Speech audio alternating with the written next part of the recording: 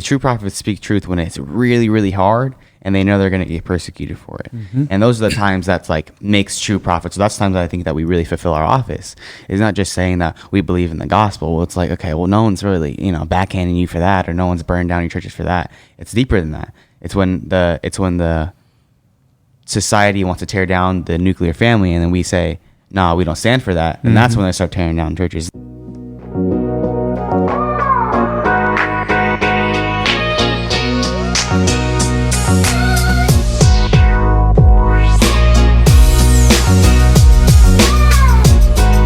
Welcome back to another episode of PPK. Time is flying by. Back on quarantine again. PPK style. Sheltering in place. What's up, boys? What's going on? We are here for another one. Appreciate everybody that's been tuning in. We encourage you all to continue to share, like, subscribe, comment. Let us know what you want to hear. So we are going to be talking today about really priest, prophet, king, the concept of priest, prophet, king, the teaching of priest, prophet, king, how that applies to our everyday life. And then also how that relates to the whole purpose of PPK as far as the podcast. So Meeks, I want to kick it over to you to start with that piece first, just kind of that, the inspiration of why we do what we do. And then we'll kind of go into a little bit of the teaching and then the practicality of priest, prophet, king as a teaching. Yeah, so I remember it was like my freshman year at Franciscan, which was like a year and a half ago. And I was like, me and Ella were talking a lot, and I'm this big visionary guy, and I want to do a lot of things and kind of influence a different part of the culture and kind of do this whole like Catholic but cool thing. And I'm trying to figure out different names and ideas and just create a whole new platform for people. And we kind of just kept throwing out names and stuff like that. And then I remember just hearing like priest, prophet, king just as something you kind of learn about sometimes within baptism or whatever. Just kind of, I guess, a term that's just used sometimes, really, and just throughout, I think, church and talks and things like that. And then I was like, that sounds kind of hard, and like I'm kind of into that. And so, I looked into it, and we're gonna talk more about the different meanings and stuff like that. And I was like, this is sick. Like, this is, I think it sounded like a name that was religious enough, not overly religious, not like we're the Jesus guys, like not super hard, but like you could kind of, okay, this is probably something religious or something like that. But it had enough, I think, of like a catchiness to it. You had the PPK part. Everything seemed like, okay, this is a really cool name. And I didn't know exactly what direction it would be taken because I had that idea like a year before we even started the podcast. But just the idea of hopefully inspiring and giving a platform to more people like us, people that don't feel like they have someone to look up to relate to, people that are just, regular dudes who like to, swag out, have a good time, and also are really trying to be orthodox and true to their faith. And so, that's really what gave me the motivation for it. And, we're seeing the fruits of it kind of now, and hopefully we just keep continuing to grow, and hopefully, more people join us in this walk, and, hopefully we do some merchandise and kind of move along those lines too, and kind of keep pushing it and growing this as much as we can. And, hopefully a conference is in the work, eventually when, the China virus is gone and all that. Yeah. County, anything to add to that? No, I mean, I remember Miko was sharing the thoughts of it, with me, and just the idea of like providing that witness in the world and just still being us, like still, dressing the way we dress and, still liking the same things, but just like striving towards sanctity and like kind of being just that light to people who may not have people they look up to or resonate with.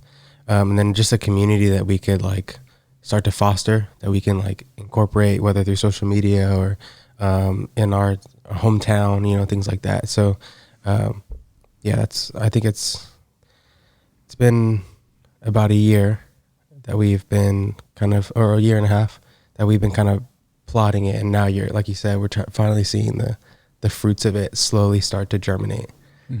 Yeah, I mean, a big shout out to some of the folks that are even overseas, right? We got some faithful listeners out there that are, we know, praying for us, but also, benefiting from hopefully what we try to bring to this Yeah, and then one more thing I think it'd be so cool, something eventually is like having like ambassadors or something like that for us and stuff like, having barbers or singers or just these people, like these everyday people who are just talented at what they do and also want to do a witness. Imagine having a barber and they have like a PPK logo little thing, and what's that? And just this idea of like keep growing and having all these different talented people or ambassador for whatever it is. But that's, I think, also something in mind for me as we continue to grow. But I think that'd be super sick to have, if you're getting a haircut and you got the PPK little, I don't know what it's called, but that thing that you cover yourself the cape with. Or whatever? Yeah, for the hair. Just things like that would be super sick as we keep moving forward. Yeah, that'll speak to, and we'll go into kind of the different elements of each of the offices, because I think PPK is, when we think about priest, prophet, king, really this apostle, this effort, what we're trying to do is really along the prophetic side of that specific office. But let's kind of break it down for those that are watching, those that are listening. In our Catholic faith, we talk about the threefold office of priest, prophet, king, specifically when we become baptized children of God. So when through baptism, it's the Christian way, right, to come into the family of God. Remember when St. Peter was asked, like, what do we need to do, right? It's like repent to be baptized, right? And that was the key for us. So through that sacrament, we actually become children of God, but then we also are kind of given that threefold office, which we receive from Christ himself, who is the priest, the prophet, the king that we're referring to. And so really we're going to try to simplify this in a way of just like if we kind of pulled out some of those key meanings. So there's the ministerial priestly office, which is our priests, right? So our pope, our cardinals, our bishops, our pastors, our priests, they're the ones who actually ministerially, like in the mass, they're the ones that are bringing that office to fruition. They're the ones we can't have the holy sacrifice of the mass without the ministerial priests.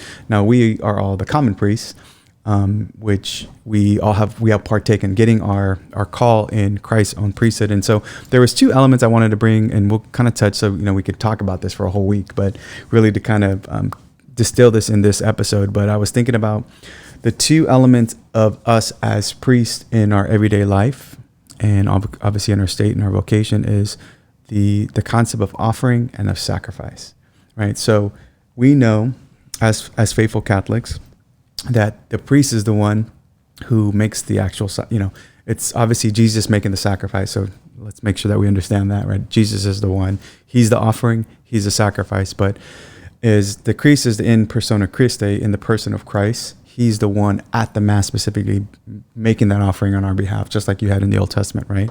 The Levitical priests were the ones making the offer. They're the one entering into the Holy of Holies. They were the ones bringing the sacrifice to God.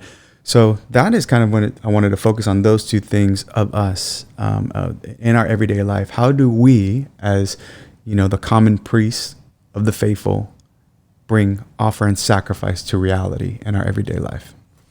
Yeah.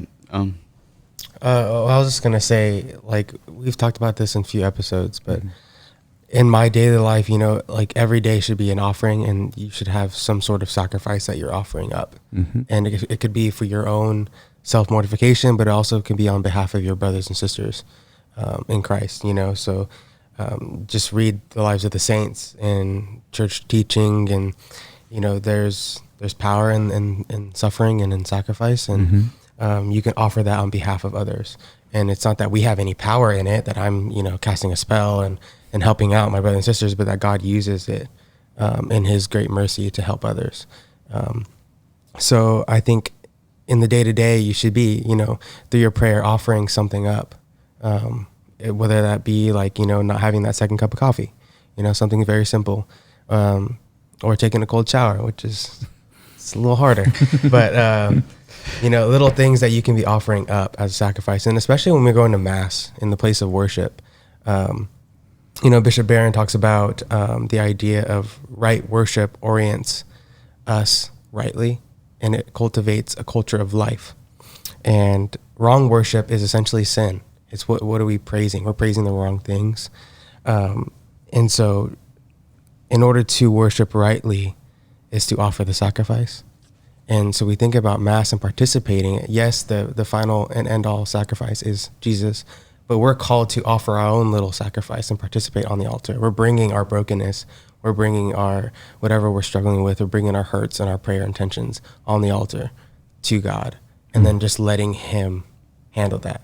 You know, bringing that sense of peace, like, Lord, you have it, like, you know, I'm in your hands.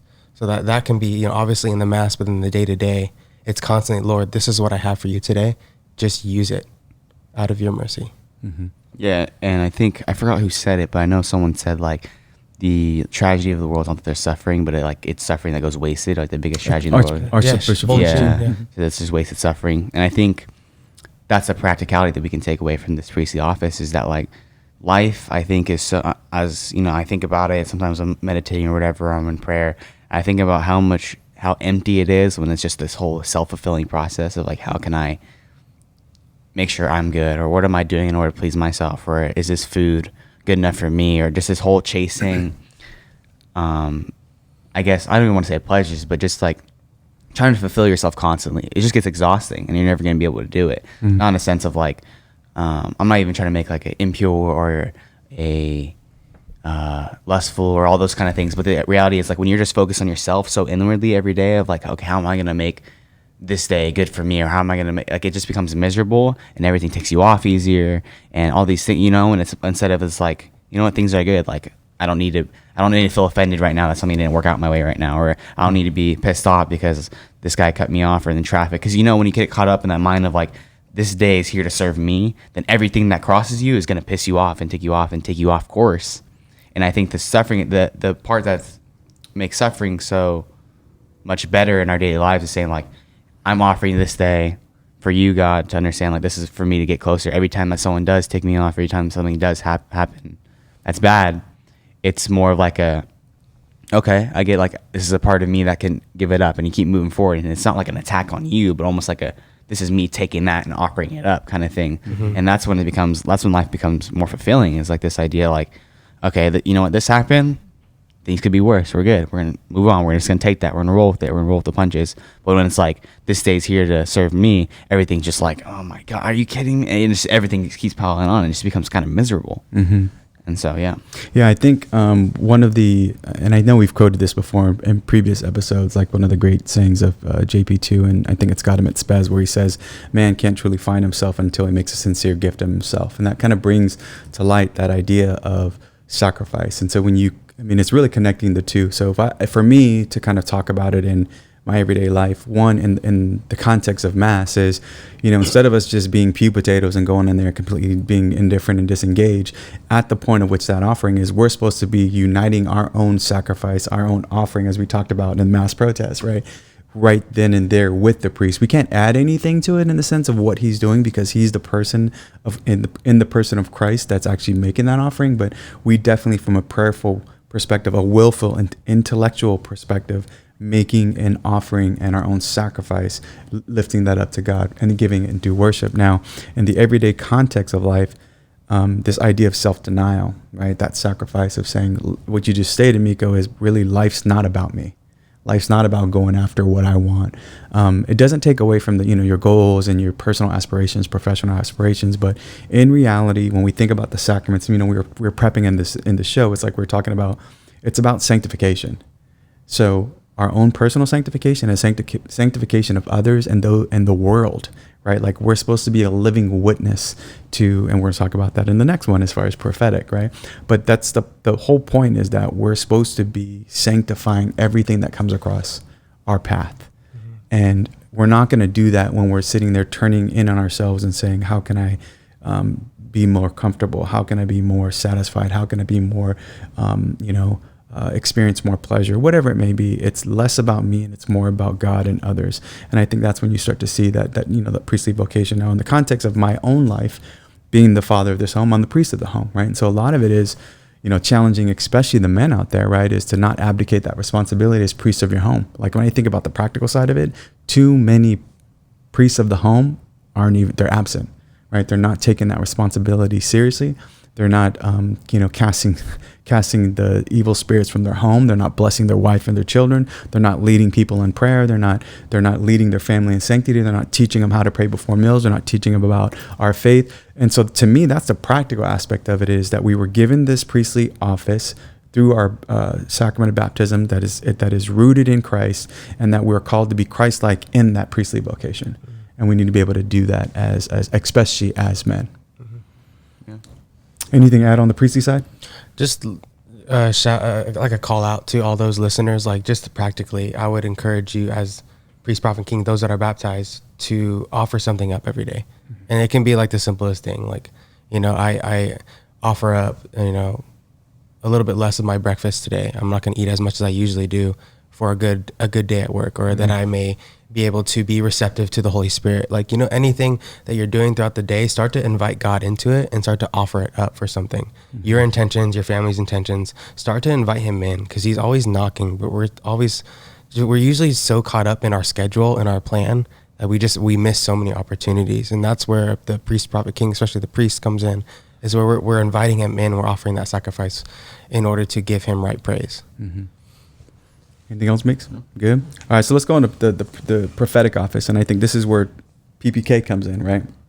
There's kind of two elements of the prophetic side that I wanted to speak on, and that was really the witness and the message, right? And first and foremost, like, none of this matters if we're not living the life that we profess to live. It's the same thing when we talk about, especially for the Catholics out there, when we pray the creed every week and we don't live it. We don't live that creed. And I think that's part of the issue, is that there's, with that witness comes either salvation or scandal, right? So you're either leading somebody towards the church and towards God, or you're going to scandalize them and be like, that's why I'm not Catholic, because look at this fool. He's acting a fool. He's speaking a fool. He's living a fool. And I don't believe in anything. You're proof that God doesn't exist, right? Because you say one thing and you do another, just living a hypocritical life. And so the prophetic side of the office is, we need to live a life that witnesses to something different. You pointed this out earlier, Keone, right? Yeah. About that idea of we're consecrated, we're separated, right? We're the word itself, right? To be consecrated is set apart, right? To be set apart. So why would we want to look like the rest of the world? Right? Why would we want to blend in, right? We spend so much time trying to blend in when we're supposed to be uniquely, identifiable as, wow, that's a Christian. Like, I want to go, I'm down with what he is, Yeah. Well, Father Dave Pavanka and Bishop Barron were kind of doing some research on more about the teaching of priest, prophet, king, made some points about, like, the ones that were anointed in the Old Testament were the priests, the prophets, and the kings. And, Jesus Christ it means the anointed one, so he's the priest, prophet, king. And then when we're baptized, we participate in that. We partake in that threefold office. So as prophets now, as baptized Christians, you're set apart. Like, your life should now look different than those around you. And if it's not looking different than your friends that aren't baptized, then you're doing it wrong. And that's a call even to us, We're, our podcast is PPK, it's Priest, Prophet, King. Like, everything that we should be doing, speaking through the podcast, living our life, how we're sharing our faith. If it doesn't look different than the world, and that's what we talked about with the mass, we're talking about with the culture and standing up. If you're not living a life that looks different, that's set apart, like the prophets throughout all of Scripture were set apart to live a life of holiness. And if you're not pursuing that, then you're doing it wrong. Yeah, and then that second part is, like, you're going to you're going to have to speak things, you're going to have to speak truth, and not in a way like I talk about all the time. It's not like, anyone's persecuting you for saying, Jesus Christ is the Lord. You're going to have to, the true prophets speak truth when it's really, really hard, and they know they're going to get persecuted for it. And those are the times that's, like, makes true prophets. So that's times I think that we really fulfill our office. It's not just saying that we believe in the gospel. Well, it's like, okay, well, no one's really, backhanding you for that, or no one's burned down your churches for that. It's deeper than that. It's when the society wants to tear down the nuclear family, and then we say, no, we don't stand for that. And that's when they start tearing down churches. It's not just because we think Jesus is the Lord, because, we got whatever his name is, Sean King, saying that, but we got to tear down those statues. So it's like, when you stand up for something that they're even the believers aren't believing in, I think that's when it really steps it up, and you take that office seriously. And then that's what we're trying to do. And obviously we try to live a different life, and it is a huge call on us to, like, step up. Because I know for me, like, I've had friends that there was no way I'm thinking are watching our podcast, and I'm, like, thinking all the people that you think are going to watch it never watch it. And then the people that you're like, you watched it. That's not what you're telling me right now. You watched an episode. You sat down. You took your time, and it's like because those people always saw us. Because anytime they saw me, I think they always saw the family. Everyone who knew me always knew Keone, always knew you. You were always coaching at my games, all this kind of stuff, and they always feel like I could be with them, but I still know that something's a little bit different, right? Like I was never like an outcast at school or on the basketball team or whatever, but people just knew I was serious about my faith. Like I'm going every Sunday. Sometimes I can't make something because I have to go to church on the weekdays, something like that, if we're going to praise and worship or whatever we're doing. And so like that was evident when, I'm in high school and I'm leading team in prayer. I'm like a sophomore on the varsity team. I'm leading the team in prayer. Junior, I'm leading the team in prayer because everyone understood. They call me Preacher Meek on the team because they're just clowns. But they understood like we know Meek's about it, and that doesn't mean we can't relate to him. But now it's like when they see me on the podcast, they're saying, well, we always knew Meek was about it. We always knew we could relate. I'm gonna watch it. Why wouldn't I watch it? Let's just see what he's talking about because I know Meek. I know he's cool. I know he's chilling. I know he's about it. Like I can grow from this, and I think that's so important. Is the witness part also is that like, and also the part of sanctification is sanctifying everything we do, because it's like sure we like all similar things, we like hip hop, but we also are trying to get to a point where like let's find the clean people, let's find the people who aren't just talking about sex and drugs 24/7. Let's try to do things like, or if we're wearing clothes, or like I really try to find religious t-shirts, so I'm really into vintage t-shirts. Let's just try to find that, and you're just sanctifying the things that you do. It's not that you have to run away from everything now. Oh, you can't be in the clothes, you can't be in the music, you can't be in the TV, you can't be in all these things. It's like saying like we're sanctifying them. That's a part of witness, and that's part of being a priest as well. And all these offices is like it's just taking things to the highest level, reaching like bringing them to God almost, not stooping lower to them. We don't have to do that, but like we're bringing God into, or more so offering it up, but almost like bringing God into these small offices, bringing God into these little areas where each of these purposes of music, clothing and stuff can really be raised. No, it's actually a great point, because I think we're called as faithful Christians, as priest, prophet, king, to enculturate, right, Christ into the culture. Like we're supposed to Christianize everything, and that doesn't mean we're going to go and like anybody who isn't, right, that we're just going to go and throw a rosary at him. Yeah, exactly. Or throw a Bible at you, or throw a spear at you with a little message from convert now, because God respects your free will, and so do we, right? But it doesn't stop us or dismiss us from the obligation to spread and defend the faith. Right. And that's a key part about the message you brought. It's a great point, Meeks, because I think a lot of people think, well, I'm faithful. That's just my thing. I'm going to privatize my faith. A lot of Catholics do that, right? Like I'm going to pray. That's not my business. I mean, you think about some of, the professed, even like the politicians. Oh, that's my personal belief. Right. I'm like, wait, time out, because I don't think Jesus gave us a command to just go ahead and go in your room and it's your own personal thing. He says, go and baptize all nations and teach them all that I command. Right. And so we have to, when we're given a platform, right, and most especially within our lives, because that's the biggest platform, is how you living, bro. Right. And then, and is it consistent with what you're saying? Right. Because it's like, well, nobody's going to listen to you if you are contradictory in what you say versus what you do. But I think it's key, because I think a lot of people aren't calling it out in the more difficult ways, Miko. So for instance, I think an example, right, like standing up against abortion. Right. Everybody's about like, think about this, because we kind of grew up in that hip hop genre, and I have a lot of debates with people. I'm like, the very music that you listen to only enables, fosters, promotes degradation of women, objectification of people, murdering of people, drug abuse, the things that lead you down a dark path. Oh, and by the way, sex trafficking, right? Those things. But so when you start to speak out about that, then people are like, oh, why? Because it's convicting them where they are. And I think that's the prophet. The prophet's not there to make you feel good. The prophet's not there to tickle your ears. And the prophet is there to help you repent and turn to God, or you're going to be headed to hell. And that's the thing. That's the reality. The prophet says, look, there's only two places you can go. It's heaven or hell. I hope you choose heaven. Right. And I think that's where a lot of our fellow, brothers and sisters out there fail in the prophetic office, because they want to go along to get along. They want to just, I don't want to ruffle any feathers. Ooh, I don't want to lose any followers. I don't want to, cause any controversy. And it's just like, Jesus was controversial. He just said, in the gospel, I did not come to bring peace, but the sword, right? Because if I'm everything, if I'm your bae, right, then I'm going to be that. And people are going to know, and mothers, and daughters and fathers and sons are going to be against each other. So I think that's the goal of even PPK, is in the prophetic side of it, is that we want to witness to a life that's different. and we want to bring that message of the gospel to people. And truth is like a sword. Mm-hmm. It's going to cut to the heart, but truth is truth. Yeah, I was just going to put out a little disclaimer that, for the prophetic part, being a prophet, in your daily life, it's going to be probably the one that loses you the most friends. Yeah. And I've seen it in my own, just throughout the years when I've been trying to speak the truth. And I'm not really heavily influenced by people. Like, they know, I'm the stubborn one. It's like, really? I don't care what you're trying to influence me to do. I know what's right. And so when I've spoken the truth, they tend to mock you, or they make fun of it, or they laugh it off. And that could be discouraging at times. And I've had those moments where I'm like, I kind of respect you. You're my boy, you're my friend. Why would you do that?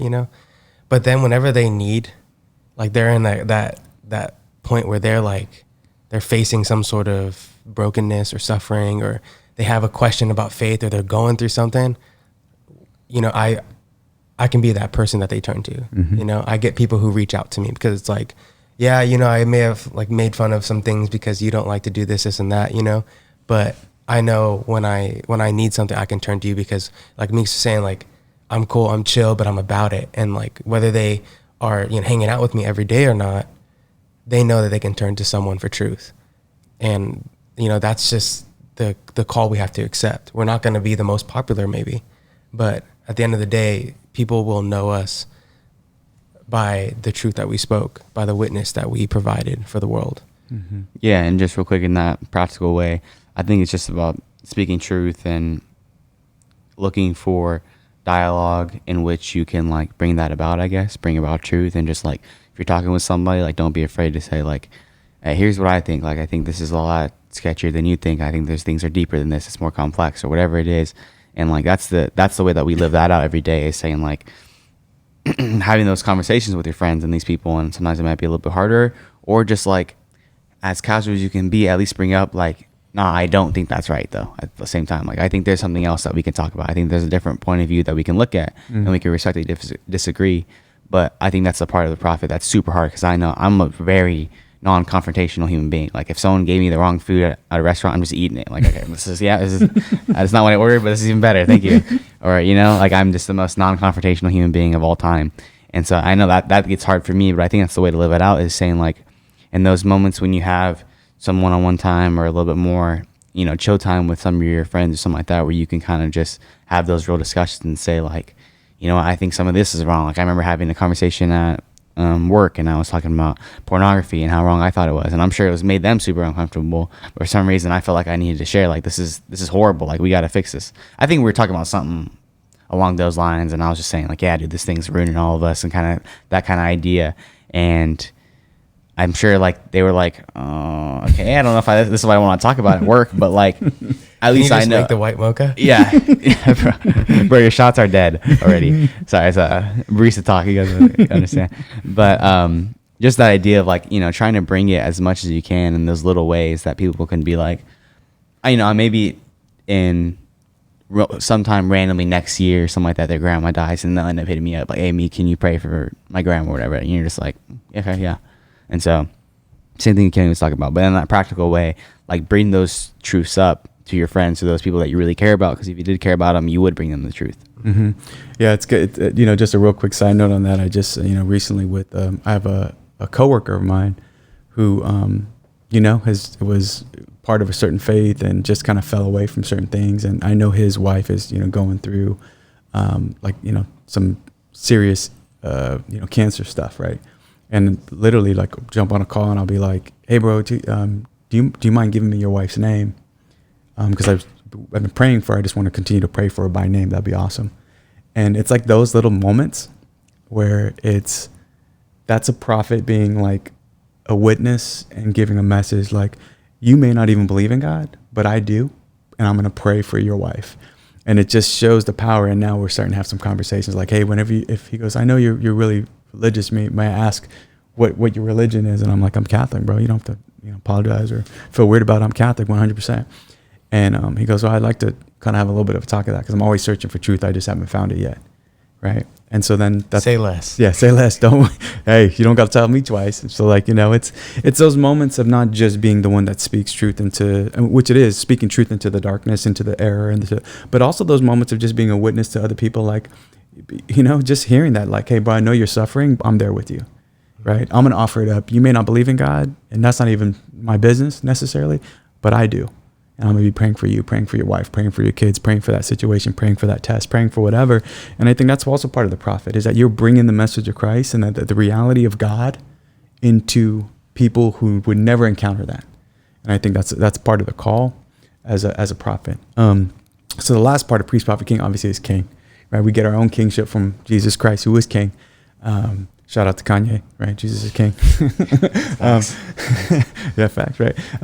But the two things I wanted to talk about, that one was really about governance and order, right? And so how does that kind of play out in our everyday life? And really for us, especially as faithful, the lay people, as we would call them in the Catholic churches, we're supposed to assist in the governance of the church. We know we have our hierarchy, right, between our priests, our bishops, our cardinals, our pope.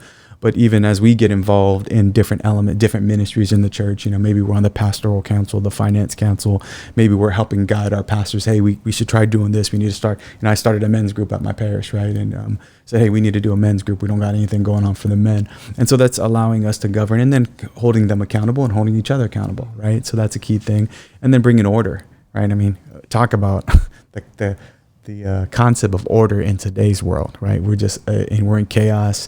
Look what happens when anarchy rules. Nobody, everything's just crazy, right? And so we're called as in our vocation of kingship to bring order. So for me, as the father of this house, I'm supposed to govern my home and I'm supposed to bring order, right?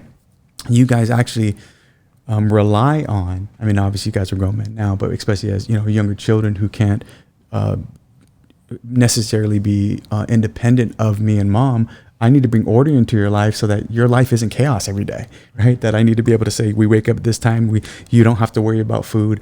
You're not worrying about the things, you have order in your life. But imagine if it was just like every day you woke up and you don't know how you're going to wake up, when you're going to wake up, what you're going to wake up to. And there's a lot of people who are living that today. They don't know where their next meal is going to come from. They don't know if they're going to get shot at, because they live in the hood, whatever it may be. And it's our responsibility to bring order into the world, starting with our families. So what do you guys say about the idea of kingship in your life, everyday life? I think kings is interesting. I think in two parts. I think in one way, I mean, you could look at it almost like a political way, because I think, it talks about rendering to Caesar and things like that, and kind of having respect for authority in that way, but also holding them accountable. And that's the beauty of a republic, is that you choose who to elect, and you're supposed to be putting in people that are virtuous, or that do have your best interests at heart. Because when you have the majority of people deciding, and they're all going this way and that way every other year, because we're people and we don't know what we really want at the end of the day. That's why you have almost like a smaller group that can lead more clearly than the masses. The masses are always going to be feeling one way and then the next way and all this stuff. And so I think that's an important piece, is kind of understanding that part of politically, and like holding politicians accountable. And obviously we see a lot of corruption that's happening, and a lot of things will come out and continue to come out, and the Wayfair stuff and all that kind of stuff. And so I guess speaking to the order part of that's important. And then also the encounter, you're thinking about like, how do we do the whole king like in a practically way? Mm-hmm. Because it's like obviously kind of interesting. I mean, like, you're talking about Keone is the older brother, so he'd inherit technically, like your kingdom or whatever. And so then what does that leave for me? So then in a practical way, I guess we say, like me and Keone were saying, we can just take that seriously in the sense of like, we're king and we are supposed to be above this world. We kind of have that raise, that higher level of living and expectations, and we're supposed to go to the kingdom, and the kingdom's not here, but the kingdom's there, and we're not kings of that kingdom, but almost like we're called to be that. We're called to be there. We're called to be a part of it. And so treating our lives and acting in a way that's in accordance with that kingdom, and acting like we are actually kings, that we are the anointed, acting like we aren't just the peasantry and we're not doing whatever we want. No, as a king, you have a certain role to fulfill. And if you're not the if you're not the virtuous one, what do you think your people will be? You know, if you're disorganized, or you're, you know, King Herod, and it's going to be a lot of chaos up in there, you know. And if you're truly, you know, I think King Louis, or you're David and stuff like that, you can see the fruits of it, and you're going to build temples, and you're going to do all these great things. And so I think that's the way to look at our lives, is like, you know, we're kings and we're not peasants, so we're not going to act like it. Like, we're going to be above, like we're above, you know, crack and stuff like that, or whatever it is. And like, we have a role to fulfill, and we have a kingdom that we're a part of. So let's get there. Yeah, it's funny that you mentioned that, because piggybacking off of that, the thing that came to mind when you're saying to rule and to govern is, you know, practically speaking, in our own lives as kings, you know, through baptism, is to govern and rule over the flesh. That's what came to mind for me. Like, internally, every day, you're battling between the spirit and the flesh. And you have a choice to make, to give into the world, the earthly pleasures, the money, the fame, the whatever, the fleshly desires, or to fulfill your call as a son of God, destined, or a daughter of God, destined for heaven. And like, that's the battle we make every day. So as a king, you should know your role, and you should strive every day to govern and rule over your own fleshly desires. And that's where the priest comes in. Like, these are all intertwined. You know, I'm daily making sacrifices. I'm offering things up. I'm fasting in order to gain control over my flesh, because if the flesh consumes you, then your soul dies, you know, and you hand it over to the evil one. And so I just think of, you know, as fulfilling this office is really about gaining control over that flesh. You know, the flesh that's constantly, especially in this world today, throwing everything at you, trying to just grab a hold of it, and just really governing over it and be like, no, I make the choice. That's what true freedom is being able to make the right choice, doing the right thing. So there's that piece of the king aspect of the threefold office. But the last one for me personally, I think in my own life and just recent meditation, is I think the hardest part for me is to realize that I'm just a son of God, and there's nothing I can do to change that. I think about all my relationships, whether it be with you or with coaches, it was always like, you have to perform, right? There's an expectation, whether it be with grades or with sports, you excel, right? There's this expectation to be the best. And so I found that in my own life with God, when I was really growing into my faith, that it was like, well, look, God, now I'm praying more. Look, I hit the rosary every day. Like, do you love me yet? Like, you feel me? Are we getting closer? Like, what's the vibe, Lord? Talk to me. And, you know, it can be really damaging, because he's saying, no, it's not about you. Like, it doesn't matter what you're doing. Obviously do the right thing. But at the end of the day, I'm the one that's prompting you to do those things so you can get closer to me. You're not doing it so that I get closer to you. I'm the one that's already sending the invitation. And so as a king, you're understanding that your inheritance has already been given through baptism. Like, it's yours. Now you just have to go participate in it and live it out. But there's nothing you can do to change the fact that you're a son or daughter of Christ. And I think that's something that I'm still like really trying to meditate on, like throughout my day to day. Like, when I'm doing something, am I doing it to earn the kingdom, or am I doing it to like receive the kingdom? That's what came to mind. It says, rather than trying to merit the love, receive it. Right? Receive that gift. And then, of course, do something with it. I mean, you think about the parable of talents, but I think a couple of things just as we wrap this up is, I think that's such a great reflection of the idea of ruling, governing, and ordering yourself. Because if you're not doing that, everything else falls to the wayside, right? And that's what we're talking about, is saying, like, even our own witness and message. Your message means nothing unless your witness comes first. I think of Pope Paul VI in Evangelii Nuntiandi, when he was talking about evangelizing in the modern world. He said, you know, modern man more willingly listens to witnesses rather than teachers. And if he listens to teachers, it's because they're witnesses first, right? And that was one of those things where you're like, well, yeah, that's true. They're gonna seek Meeks out in the podcast because Meeks lived it first. Now, then if I respect that and I respect you, I'm gonna respect what you're doing. And I think that's key. But one of the things that came to mind as you were speaking, Keone, is, you know, as we look to fulfill that kingly office, the other thing that came to mind was King Solomon. What did he pray for when he was made king? Wisdom. Wisdom to govern your people rightly. And I think that's one of the things we should all be praying for and working towards is, Lord, give me reason. St. Thomas Aquinas would say, you know, when we think about prudence is right reason and action. right? And we lack so much prudence today, right? With people just firing off everywhere and just nobody can just reason rightly and put it into action. And I think a good king over oneself and over one's family and over the things that God gives you as a steward, we need to be able to do that in a way that reason is right and we put it into action. So, as a closing thought, we just thank you for us allowing us to be able to break open the idea of priest, prophet, king, how that plays into this apostolate and, what you can do about it practically. And, for all of you out there, you're all, for those of you who are baptized, you're called to the same office of priest, prophet, and king, and you're called to live that out faithfully and with fervor and zeal and to be a witness. So we challenge you to do that every day in some of the ways that we talked about it. And for those of you that aren't, message us, man. We got hookup. We'll get you connected, get you baptized. Yeah, and a way to live this out is by sharing our videos, and liking it, and following us on our Instagram at priest.prophet.king. And don't disrespect us. We're putting out some good stuff. We have good pictures. I do a lot of homework on my pictures, on the quotes I put out. On the clips that we put in, it's the work that we put into there. So if you guys could, don't not disrespect us and share us. We got a lot of homies out there that aren't putting us on their story.